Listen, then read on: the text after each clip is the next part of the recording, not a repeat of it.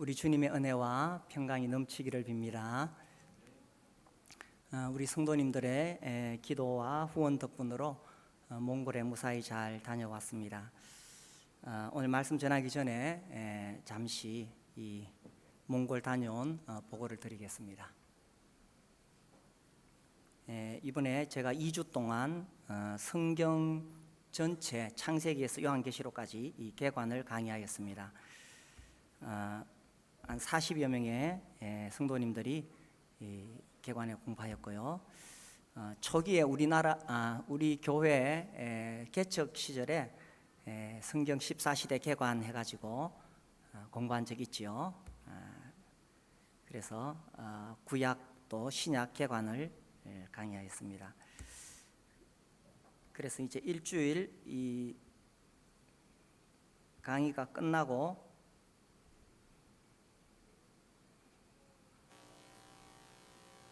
소리가 안 나지요. 일주일 강의가 끝나고 이제 형제들이 나와서 제가 강의한 것을 앞에서 또 강의하는 그런 시간입니다.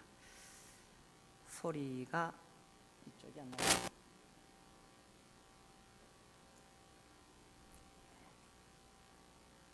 잠시만 제가 다시 보겠습니다.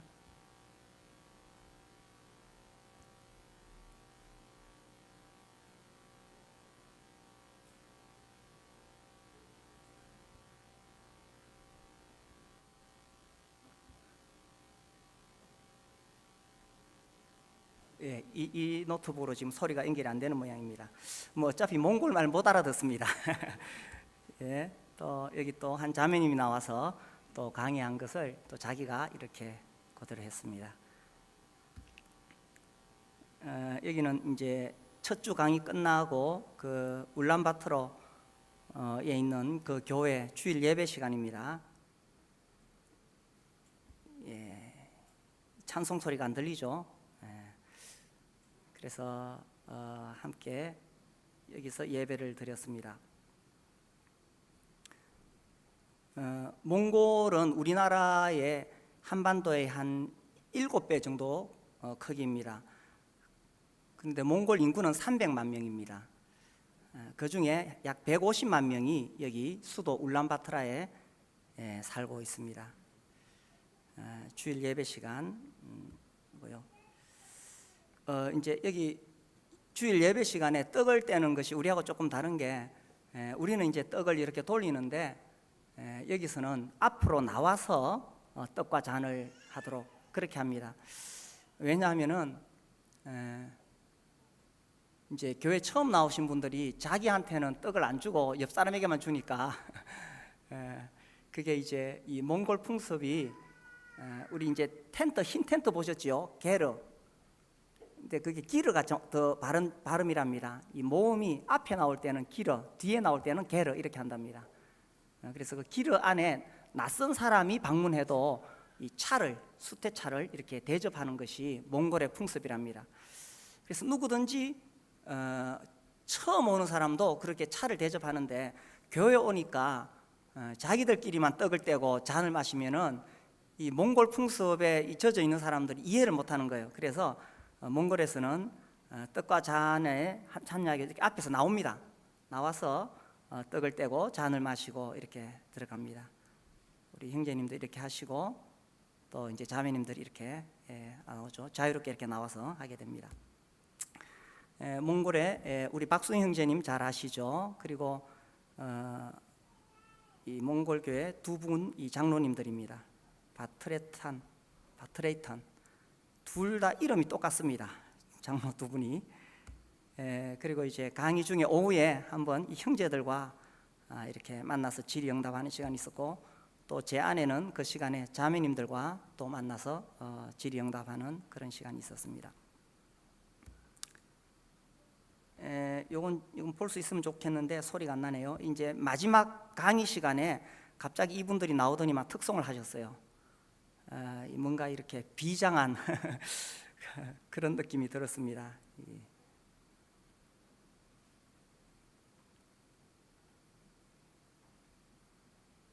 이렇게 하시고 이제 마치고 기념 촬영했습니다.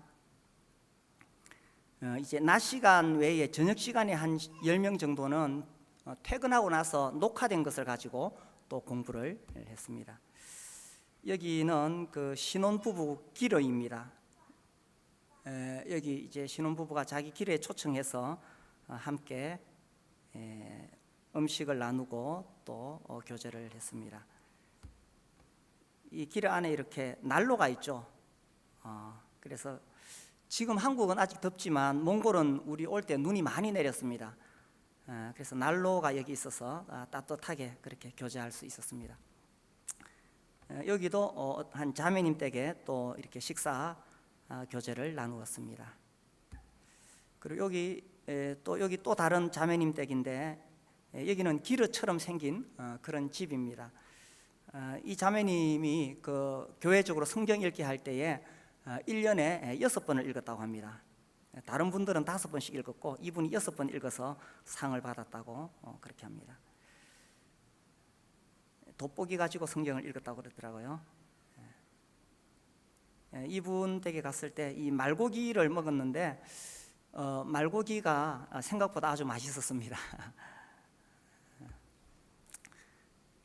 이제 그 울란바토르에서 또 이 시골에 교회가 3군데가 있는데 그 중에 바가노르 교회에 가는 이 초원이 한없이 넓습니다. 그리고 이런 양떼, 소떼, 말떼, 염소떼가 엄청나게 있습니다. 차에 가면서 찍었는데 그 바가노르 성도님들이 또 저희들 맞이하기 위해서 여기 기러에서 함께 나와서 또 이렇게 염소를 그 자리에서 잡아가지고 삶아 먹고 또 사진 찍은 장면입니다. 이 선교지에 갈 때마다 느끼는 것이 이 선교지는 참 순수합니다. 경제적으로도 가난하고 그러니까 이 영적인 갈망이 굉장히 큽니다. 제 청년 시절에 교회의 모습을 보는 것 같아요. 제가 청년 시절에는 정말 이 성도님들이 영적인 갈망이 강했고 성경을 알고 싶어 했고 모이면은 서로 영적인 교제를 나눴죠. 요즘은 좀 그런 부분들이 사실 많이 미흡합니다. 그래서 이제 이렇게 식사하러 가도 주로 이제 질문들이 이렇게 영적인 질문들을 하고 또 성경에 대한 질문들을 하고 이렇게 합니다. 그래서 제가 청년 시절에 그랬거든요. 그래서 성도들이 모이면 성경 읽은 거 나누고 성경 읽다가 모르는 거 서로 질문하고 이랬는데 지금 우리는 어떤 면에서 너무 부유하다 보니까 그런 면들이 많이 약화됐죠. 그래서 선교지에 제가 가면서 가면은 오히려 제가 그런 모습을 보고 도전을 받게 됩니다. 우리가 지금 14개 목장이 이 선교지 후원하고 있는데 우리 그 강 목장에서 한 2년, 3년 정도 계획을 세우셔서 꼭 한번 이 자기가 후원하는 그 선교지에 방문할 수 있으면 좋겠습니다. 제가 또 우리 청년들이나 성도들에게 늘 하는 이야기가 뭐 유럽에 뭐 대단한 관광지가 있다, 뭐 중국에 유명한 관광지가 있다, 그런 데 가는 것보다 선교지 가는 것이 훨씬 더 유익합니다. 그 뭐 유명한 중국에 뭐 이상한데 저도 잘 이름 기억 안 납니다만 몇 군데 좀 가보고 뭐 또 아무튼 뭐 이 러시아나 이런 데 막 이렇게 화려한 그런 관광지들이 있습니다.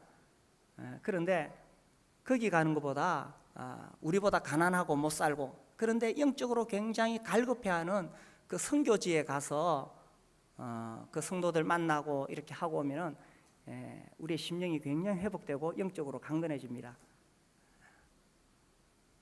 그래서 한번 비교해 보십시오. 그런 유명한 관광지 갔다 오는 거하고 선교지 갔다 오는 거하고. 그래서 우리 그 각 목장에서 자기 목장에 후원하는 그 선교지에 한 2년, 3년 정도 미리 좀 이렇게 돈을 모아 가지고 그래 꼭 한번 다녀오실 수 있으면 좋겠습니다.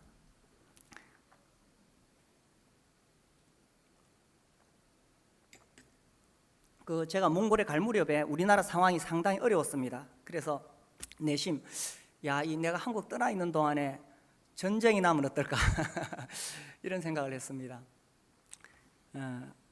다행히 아직 전쟁이 일어나지 않아서 무사히 이렇게 돌아왔습니다. 사실 외부에서 보면 우리나라는 매우 위태위태한데 우리는 뭐 별로 그런 데 대해서 위험하다고 생각하지 않죠. 뭐 설마 전쟁이 나겠나, 전쟁이 나더라도 내가 죽겠나 그렇게 설마 하면서 그렇게 살아가고 있습니다. 뭐 지금까지도 정말 위태로운 상황이 많이 있었지만은 아직까지 우리나라가 이렇게 전쟁 나지 않고 이렇게 잘 견디고 있습니다. 이번에 제가 이 몽골에서 성경 개관하면서 이스라엘의 역사를 다룰 때에 계속 우리나라 생각이 났습니다. 북이스라엘이 이 아수르에 의해서 BC 722년에 멸망당하죠. 남유다는 BC 586년에 바벨론에 의해서 멸망당합니다. 그들이 멸망당한 이유는 무슨 군사력이 약해서이거나 혹은 외교적인 수완이 없어서 망한 것이 아닙니다. 그들이 망한 것은 하나님 버리고 하나님의 율법을 어기고 우상을 숭배했기 때문에 그런 것입니다. 하나님께서 선지자들을 계속 보내셨어요. 우상 버리고 하나님께 돌아오라고 계속 선지자들을 보냈는데도 끝까지 하나님 말씀을 순종하지 않다가 먼저 북이스라엘이 망하고 그 다음에 남유다가 망하게 됩니다. 저는 똑같은 것이라고 생각합니다. 우리나라에 만약에 전쟁이 일어난다면 모든 인류를 주관하시고 각 민족과 국가를 다스리시는 하나님께서 우리나라에 전쟁을 허락하신다면 그것은 우리 국력이 약해서거나 외교 문제가 아닙니다. 여기는 그리스도인들이 영적으로 잠들어 있기 때문에 우리를 일깨우기 위해서 하나님께서 허락하실 수 있다고 저는 오래전부터 그런 생각을 해왔었습니다. 그래서 이러한 위기를 맞으면서 우리가 다시 한번 우리를 돌아보고 영적으로 새롭게 될 수 있기를 바랍니다. 오늘 우리가 예레미야 18장을 읽었는데 이 예레미야는 유다의 마지막 멸망기에 있었던 선지자입니다. 이 유대의 역사를 공부할 때에 이 성경 개관하면 이렇게 합니다. 히스기야와 아칸 두 왕, 요시야와 아칸 네 왕, 이렇게 해서 유다 역사가 끝이 납니다. 그래서 이 히스기야가 영적인 계획을 일으켰지만 그 아들 므낫세가 워낙 악하게 행했기 때문에 하나님께서 이제 더 이상 봐주지 않겠다, 심판하겠다 이렇게 하십니다. 그 므낫세 뒤를 이은 아몬도 여전히 악한 왕이었기 때문에 하나님의 심판이 매우 임박해 있었습니다. 그때 마지막으로 요시야가 개혁을 일으키죠. 그러나 요시야 뒤를 이은 4명의 왕, 이 악한 4왕에 의해서 결국 망하게 됩니다. 그래서 이제 말씀에서 한번 공부하시죠. 그때 유대 마지막 역사, 히스기야와 아칸 두 왕, 요시야와 아칸 4왕 이렇게 됩니다. 요시야의 뒤를 이었던 여호아하스, 그 다음에 여호야김, 여호야긴, 시드기야 이렇게 망하게 됩니다.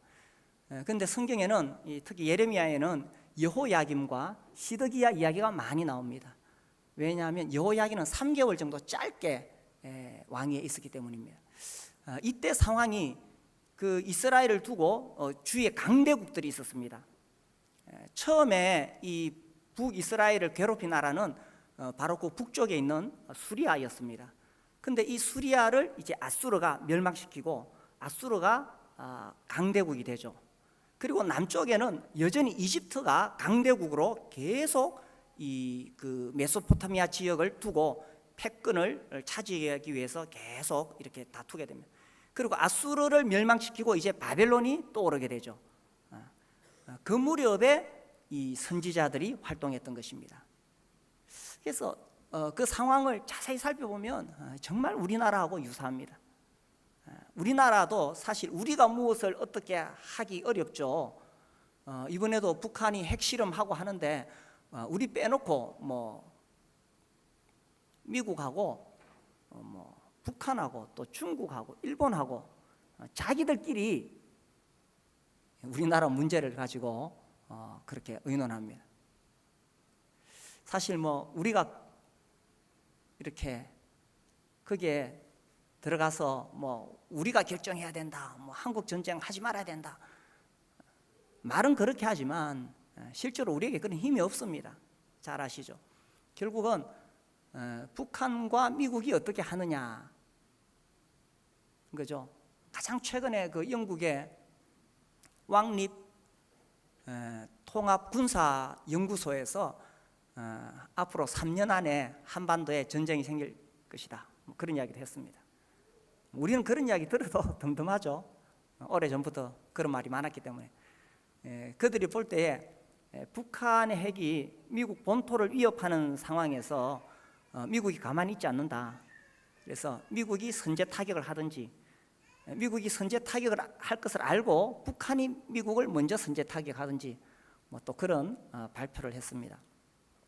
그래서 이런 상황에서 우리가 우리의 어떤 이야기를 할 수 있는 그런 것이 아니라 사실은 이 강대국에 의해서 우리의 이 한반도 정세가 움직이고 있다는 거죠.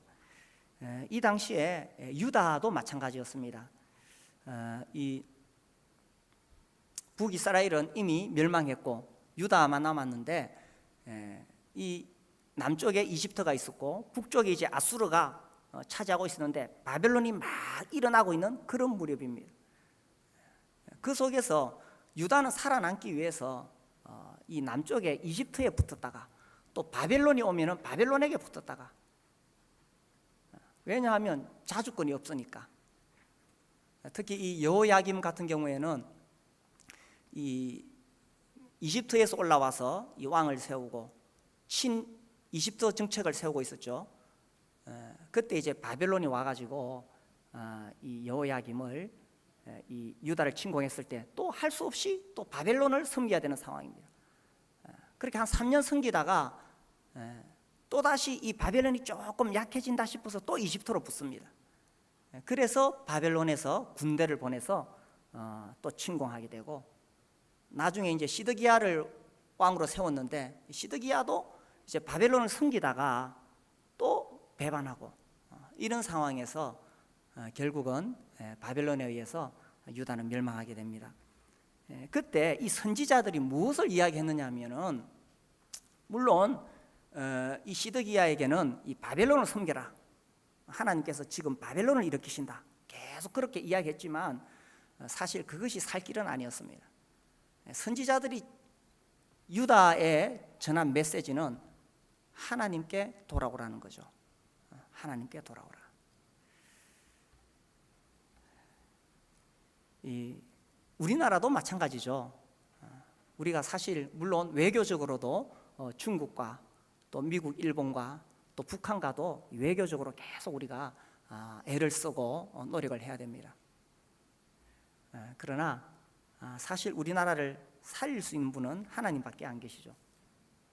우리나라 이 최근 이 근대 현대사를 보면 우리나라는 정말 가난하고 헐벗은 나라였습니다.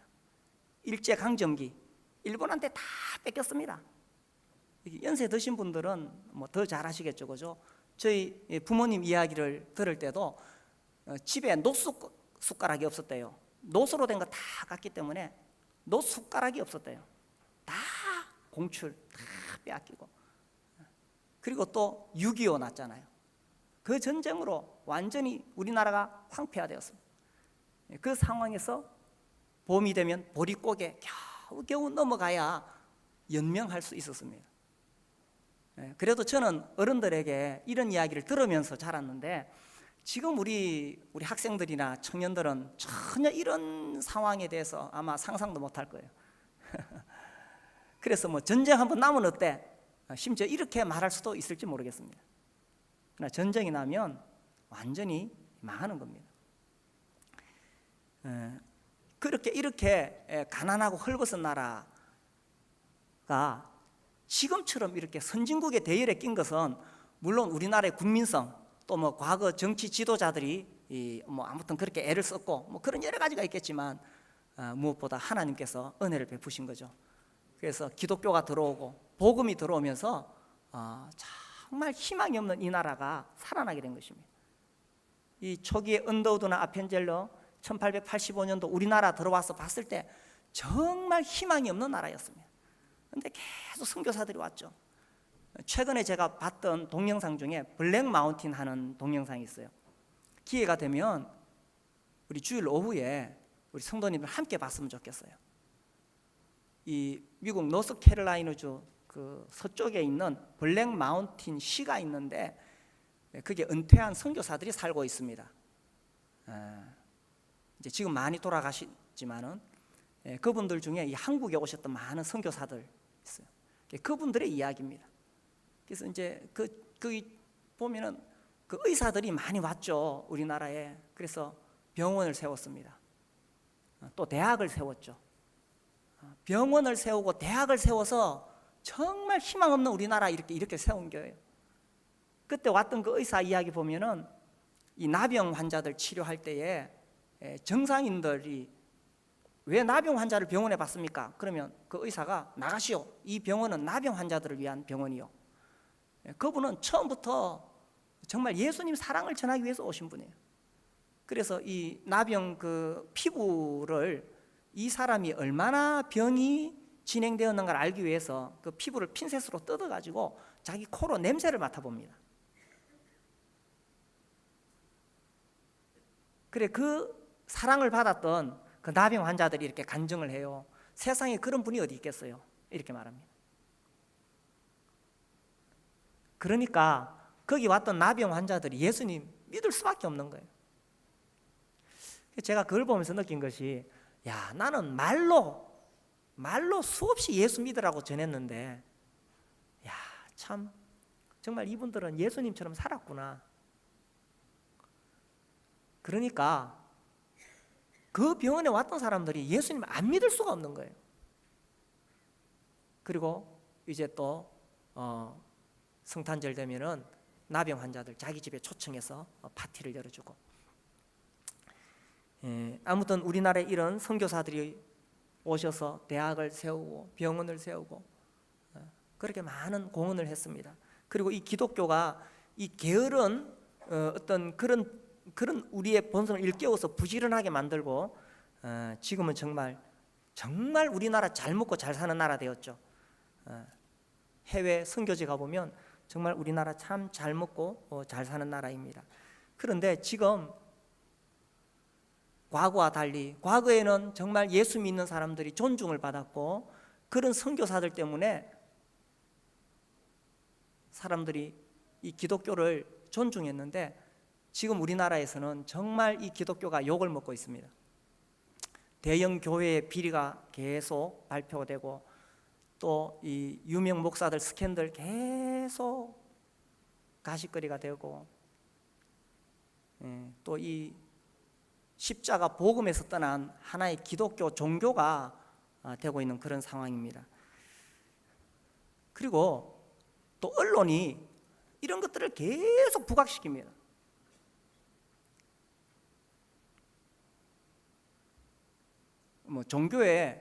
종교 자체는 인간이 만든 것이기 때문에 다 문제가 많을 수밖에 없죠. 그래서 사실은 천주교나 불교나 다 기독교 이상의 비리가 있습니다. 그런데 유독 언론이 기독교만을 계속 공격을 합니다. 사실 그 뒤에는 거대한 세력이 있는 거예요. 왜 그러냐? 불교나 천주교는 자기들만 유일한 구원의 길이라고 말하지 않습니다. 결국은 이 세계는 종교 통합으로 흘러가게 됩니다. 그런데 기독교만이, 예수님만이 구원이다 이렇게 말하기 때문에 기독교만을 공격할 수밖에 없는 상황이죠. 그래서 유독 기독교를 계속 공격합니다, 언론이. 물론 그 원인 제공은 그리스도인들이 했는 거죠. 그래서 이런 나라를 하나님 보실 때 얼마나 답답하실까, 그런 생각을 하게 됩니다. 그래서 하나님께서, 저는 오래전부터 그런 생각을 했어요. 야, 우리나라가 영적으로 깨어날 수 있는 길이 뭐냐? 평양대부원 같은 그런 역사가 또다시 일어날까? 우리나라가 영적으로 깨어날 수 있는 길은 전쟁밖에 없다는 생각을, 저 개인적으로 그런 생각을 좀 했었습니다. 물론 전쟁이 일어나면 절대로 안 되겠지만, 그래서 결국은 우리 그리스도인들이 하나님 앞에 어떻게 살아가느냐 하는 문제입니다. 제가 대한민국 모든 그리스도인들에게 이런 설교를 할 기회도 없고 뭐 그런 자격도 없습니다. 그러나 최소한 오늘 여기 모여 있는 예수님을 믿는 우리 성도들에게라도 제가 이 말씀을 전하고 싶고, 저와 우리 모두가 정말 하나님 앞에 돌이킬 수 있는 이런 위기 상황 속에서 하나님 앞에 우리가 돌이킬 수 있는 그런 기회가 되기를 바라는 마음으로 이 예레미야 말씀을 전하려고 합니다. 18장에 보시면 여호와께로부터 예레미야에게 임한 말씀에 이르시되 너는 일어나 토기장의 집으로 내려가라.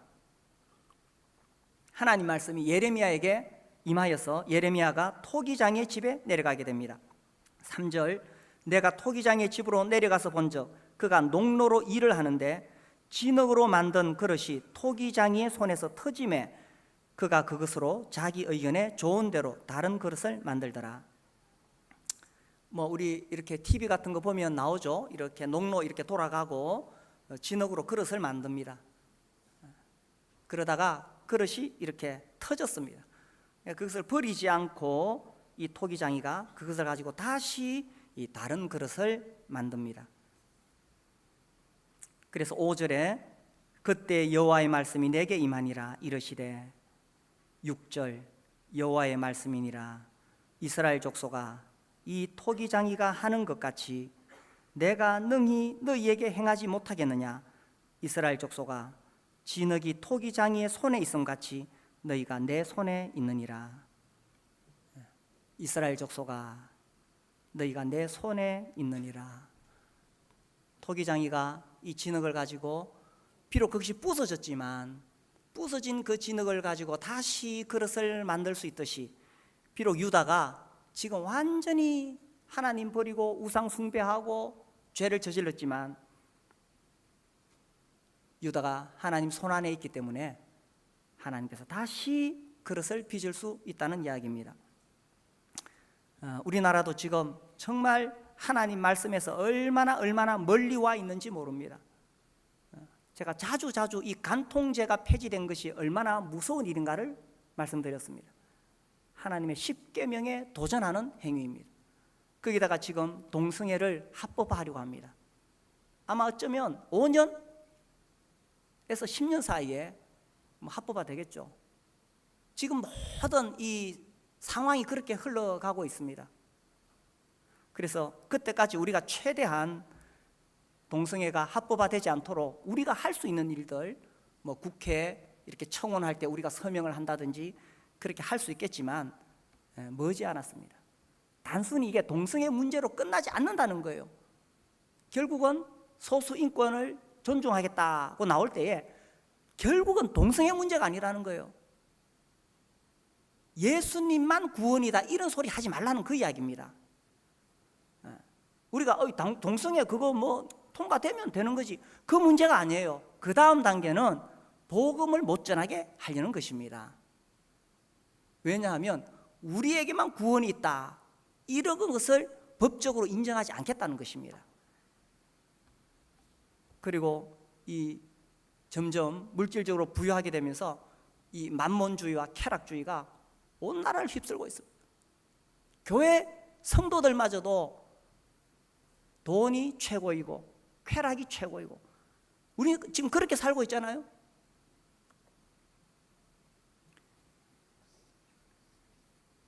그래서 이러한 상황에서 하나님 말씀하시기를 그러나 너희가 내 손안에 있다.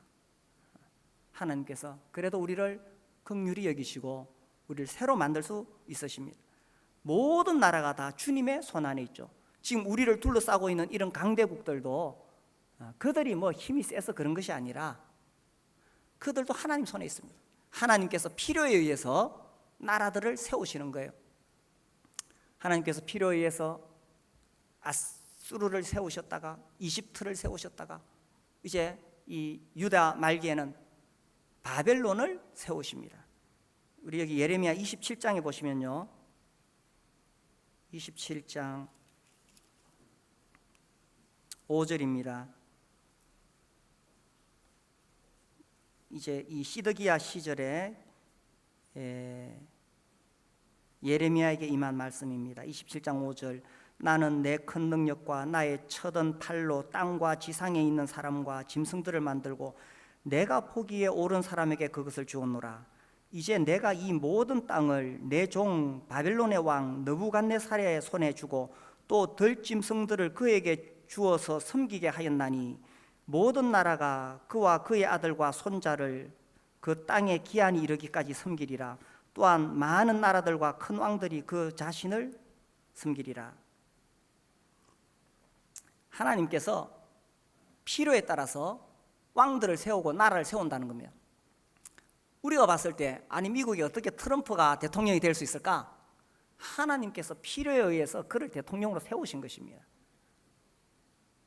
하나님께서 필요에 의해서 중국을 강하게 하시기도 하고 하나님께서 나라를 세우시고 하신 거예요.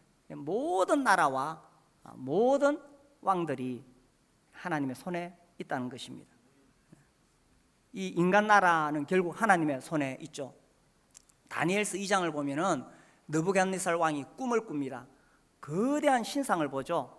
머리는 금으로 되어 있고 팔과 어깨는 은으로 되어 있고 또 넓적다리와 이 배는 노수로 되어 있고 또 종아리는 철로 되어 있고 또 발가락은 철과 진흙으로 섞여 있습니다.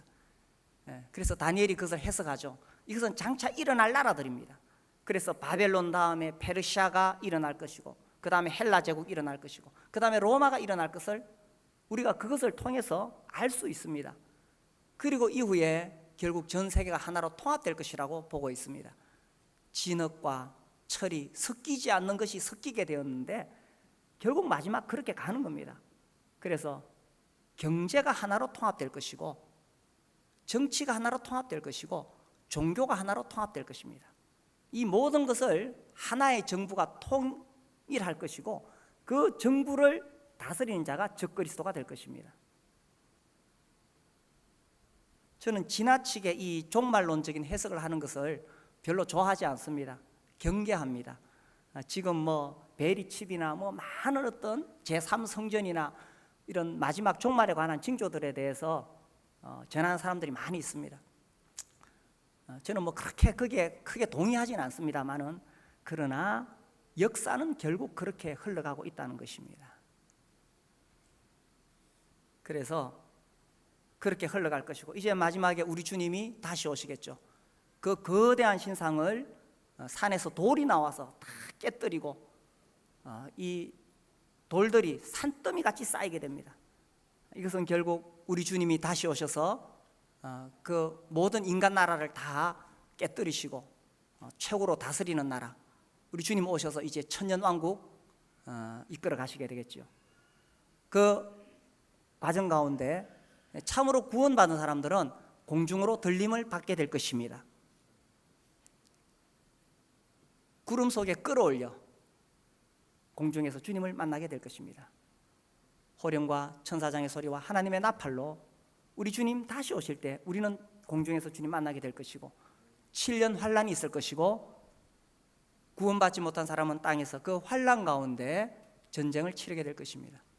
그리고 7년 후에 우리 주님이 다시 오셔서 왕으로 다스리게 되실 것입니다.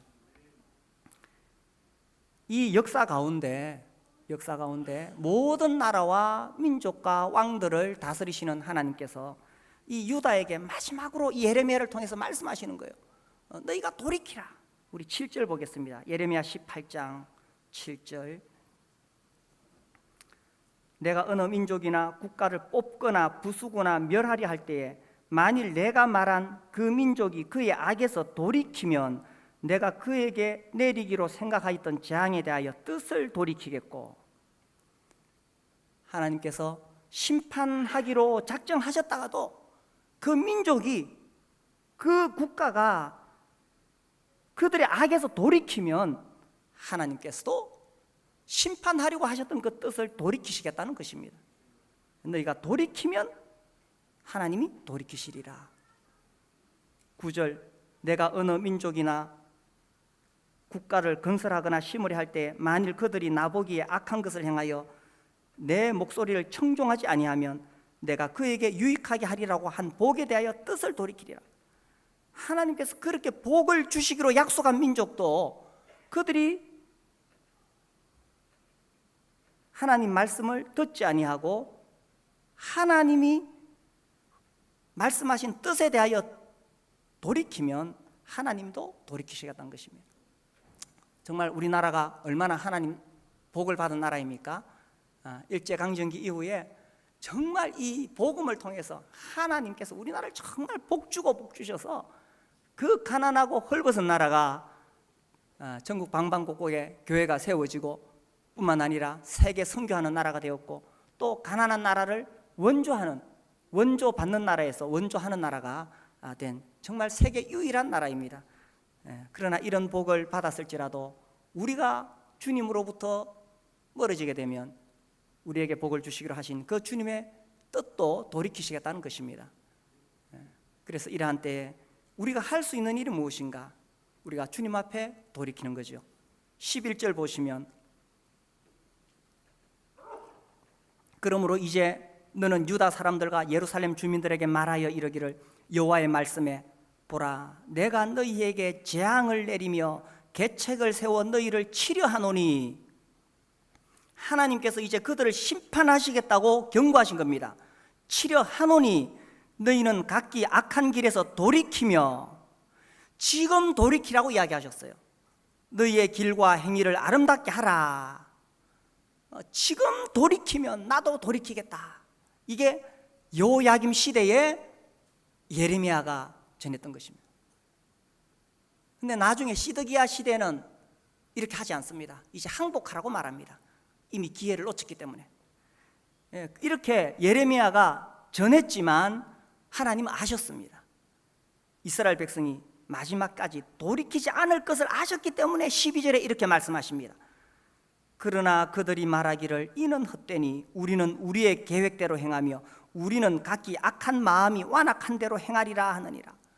하나님도 아셨는 거예요. 이렇게 선지자들을 보내서 하나님 말씀을 전하셨지만 그들이 돌이키지 않을 것을 아시고 이렇게 말씀하신 거예요. 하나님 분명히 너희를 치려하노니 하고 심판을 경고하셨는데도 왜 유다 백성들이 돌이키지 않았을까요? 똥꼬집 때문이 그런 거예요. 망하는 이유는 똥꼬집입니다. 우리 개인적으로나 국가적으로나 교회적으로나 이 사람이 고집이라는 게 있어요. 하나님께서 경고하실 때에 회개하고 돌이키면 하나님도 심판을 내리시기로 한 뜻을 돌이키시는데, 다 이 사람이 고집이 있는 거예요. 복음을 전하다 보면 또 그런 경우 만나요. 이 회개하고 예수 믿으라 그래도 고집 때문에 끝까지 고집 부리고 마지막 눈 감는 순간까지 고집 부리는 사람 봤어요. 왜 그럴까요? 이 똥꼬집인 거예요. 하나님께서 우리에게 경고하실 때 개인적으로나 국가적으로 돌이켜야 되는데 왜 안 돌이키느냐? 고집 때문에. 또 왜 안 돌이키느냐? 현실의 안락에 빠져서. 지금 사는 게 별 문제가 없고 지금 사는 게 재밌으니까. 그래서 이제 연휴 기간에 어디 여행 갈까? 뭐 맛있는 거 먹을까? 현실에 재밌는데 뭐 이런 위기를 생각할 게 뭐 있느냐? 그러다가 결국 이 경고를 무시하고 기회를 놓치고 유다 백성이 망하는 것입니다. 이 예레미야 36장에 보면 정말 슬프고 악한 인간의 모습이 나오는데, 이 예레미야가 경고의 말씀을 왕에게 보냈어요. 그 두루마리에 적어가지고 보냈는데, 그때 이 왕이 여호야김이 겨울 왕궁에 앉아 있고 난로를 피웠는데, 그 이제 두루마리에 적힌 하나님 말씀, 경고의 말씀, 너희들이 죄를 회개하고 우상을 버리고 하나님께 돌아오라는 그 말씀 읽을 때마다 그걸 칼로 쭉쭉 찢어가지고 난로불에 집어 던집니다. 어떻게 그렇게 악하게 행할 수가 있을까요? 이 사람이 하나님으로부터 멀어지면 마음이 나중에 무감각해지게 되고 하나님 말씀이라 그래도 그 하나님 말씀으로 안 들리는 거예요.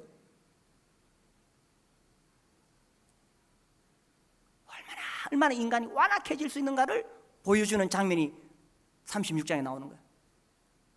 아니 분명히 예레미야를 통해서 하나님 말씀을 적어서 두루마리에 적어서 보냈고 그것을 듣는데 그것을 칼로 쭉쭉 찢어가지고 난로불에 집어 던지는 거예요.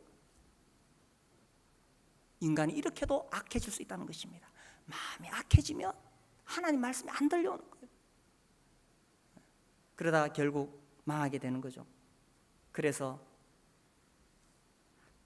우리가 하나님 앞에 이런 역사를 통해 또 교훈을 얻게 되는 것입니다. 돌이키라는 것입니다. 사실 우리 모든 민족이 돌이켜야 되지만, 그러나 우리가 그것을 기대하기는 어렵고, 중요한 것은 뭐냐 하면 나 한 사람이 하나님께 돌이키는 것입니다. 예레미야 5장 1절입니다.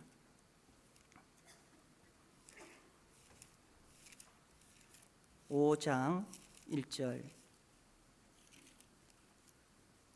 우리 같이 한번 읽어보겠습니다. 시작. 너희는 예루살렘 거리로 빨리 다니며 그 넓은 거리에서 찾아보고 알라. 너희가 만일 정의를 행하며 진리를 구하는 자를 한 사람이라도 찾으면 내가 이 성읍을 용서하리라. 한 사람이라도 찾으면 내가 이 성읍을 용서하리라.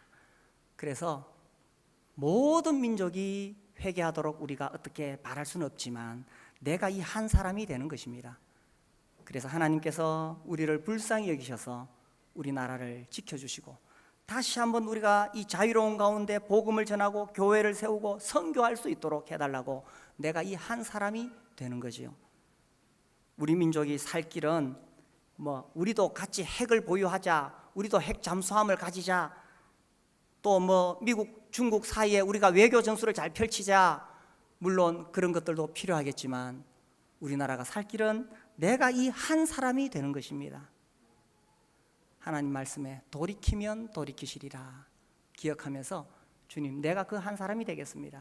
그래서 우리 안에 깊이 내려져 있는 이 탐심이 우상 숭배잖아요. 우상을 숭배하는 탐심,